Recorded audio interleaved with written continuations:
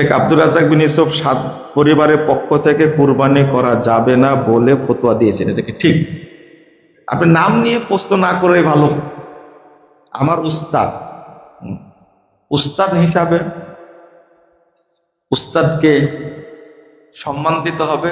ফতোয়াগত ইখতিলাফ বা একটু মতভেদ থাকতেই পারে, অস্বাভাবিক কিছু না, কিন্তু উস্তাদ হিসেবে সম্মান করতে হবে। তো যেমন আমাদের সভাপতি মহোদয় অধ্যাপক ডক্টর আব্দুল্লাহ ফারুক সালাফি, তিনি আমাদের সেক্রেটারি মহোদয় শহীদুল্লাহ খান মাদানির সরাসরি ছাত্র। তাই বলে কি শহীদুল্লাহ মাদানি ছাত্র, সভাপতি সাহেবের ছাত্র, কিন্তু আমাদের সেক্রেটারি সাহেব ডক্টর শহীদুল্লাহ খান মাদানি কার ছাত্র? অধ্যাপক ডক্টর আব্দুল্লাহ ফারুক সালাফির ছাত্র কিন্তু। তো এখন মাসালাগত যদি মতভেদ থাকে, কিন্তু সম্মানের জায়গায় কি সম্মান দিতে হবে। মানুষের বুঝ আলাদা থাকে না। যেমন ইমাম শাফির ছাত্র হলেন ইমাম আহমদ,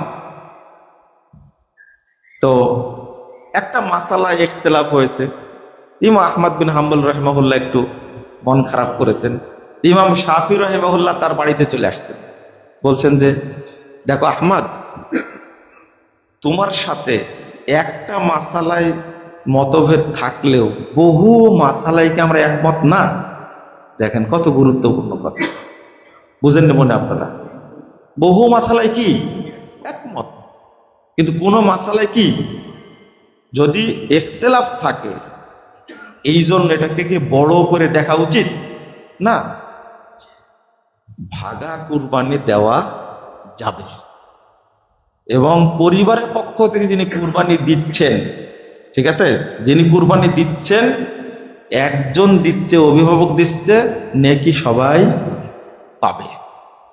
কিন্তু একটা হাদিস অনুবাদ করা হয়, আল বাকারাতু আন সাবাতিন ওয়াল জাজরু আন সাবাতিন, গরুতে 7, উটে না 7, এই হাদিসটাতে আসছে গরুতে 7, উটে 7, কিন্তু উটেও যে 10 জন দেওয়া যায়, এটা তো হাদিস আসছে। তাহলে উটে সর্বোচ্চ কতজন? 10 জন। আর গরুতে সর্বোচ্চ কতজন? 7 জন। 7 জনের কমেও দেওয়া যায়, 5 জনে, 6 জনে দেন, আপনি 3 জনে দেন, 2 জনে দেন, কোনো সমস্যা নাই। পরিবারের পক্ষ থেকে একজন কুরবানি দিলে নেকি সবাই পাবে। কিন্তু আমাদের দেশে একটা কথা বলা হয়, 7 জনের পক্ষ থেকে শুধু নেকি 7 জনই পাবে। এই 7 জনের অনুবাদই হলো 7 পরিবার। কয় পরিবার? কারণ এই অনুবাদটা করেছেন কারা? সাহাবী, তাবেঈ, তাবে যারা এই হাদিসটাকে তারা মানছেন, তাই না? শুধু 7 জনের পক্ষ থেকে হবে, এই অনুবাদ কেউ করেননি। বুঝটা হতে হবে কাদের বুঝ? সালাফদের বুঝ। সবসময় মনে রাখবেন কথাটা। এইটা মনে রাখলে আপনার পথভ্রষ্ট হওয়ার সম্ভাবনা 0, ইনশাআল্লাহ। ইনশাআল্লাহ শুধু এতটুকু মনে রাখবেন, সালাফরা যেটা বুঝেছেন ওইটাই বুঝবো। বেশি বুঝা, চিনিতে কি বলে, চায়ে চিনি বেশি দিলে কি হয়ে যায়? আরো সমস্যা আছে, বুঝতে পারলেন? ওইটার চা থাকে না।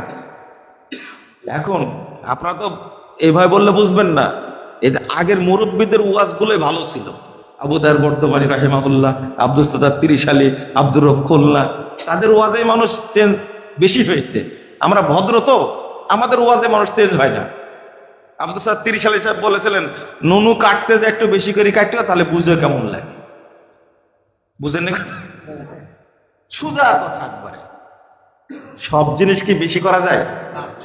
বেশি বুঝবেন না, যতটুকু বুঝেছেন সালাফরা ততটুকুই কি। এখন সুন্নাত দিতে গিয়ে যদি বেশি কেটে ফেলে, তাহলে অবস্থাটা কি হবে? বুঝেন না? এবার মনে থাকবে যে মুজাফফর বিন মুহসিনরা বলেছে, মুখ একটু মানে উচ্চারণ করতে খারাপ হলে মনে কিন্তু থাকবে, আপনার মনে থাকবে যে বেশি কাটা যাবে না, পরিমাণ মতোই কাটতে হবে। তো এইটা বুঝলেন, তো বুঝটা বেশি বুঝলেন কেন?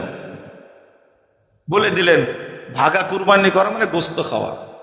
এই কথা কি সালাফরা কেউ বলেছেন? আপনি বলবেন কেন?